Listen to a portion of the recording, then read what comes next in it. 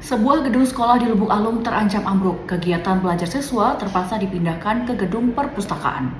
Puluhan siswa SD Negeri 05 Lubuk Alung, Kabupaten Padang Pariaman, Sumatera Barat harus belajar dengan rasa was-was karena gedung sekolah yang nyaris ambruk ke dalam sungai. Kepala Sekolah SDN 05 Lubuk Alung, Afrida Kamil, menyampaikan kekhawatirannya terhadap keselamatan anak dan juga guru. Menurutnya, kondisi gedung sekolah saat ini sudah ada di pinggir aliran sungai dan sudah terkikis parah. Kekhawatiran ini semakin besar terutama saat hujan melanda. Salah seorang guru, Afrida, juga menyampaikan bahwa kondisi gedung yang demikian sudah berjalan hampir setahun. Namun upaya dari pemerintah setempat untuk mengantisipasi hal tersebut masih belum ada. Sehubungan dengan hal ini, pihak guru akan selalu meningkatkan kewaspadaan pada keselamatan anak-anak. Para guru melakukan penjagaan secara bergantian pada saat jam istirahat. Adapun antisipasi yang dilakukan pihak sekolah yaitu memindahkan tempat belajar ke salah satu ruang kelas pustaka di sekolah. Kelas ini dinilai sangat rawan untuk tetap digunakan karena kondisinya yang sudah sangat memprihatinkan.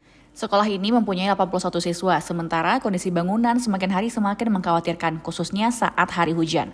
Beliau berharap agar pihak pemerintah segera mengantisipasi lebih lanjut terkait permasalahan ini. Hal ini karena bisa saja terjadi kemungkinan seluruh bangunan gedung akan ambruk ke dalam sungai akibat pengikisan.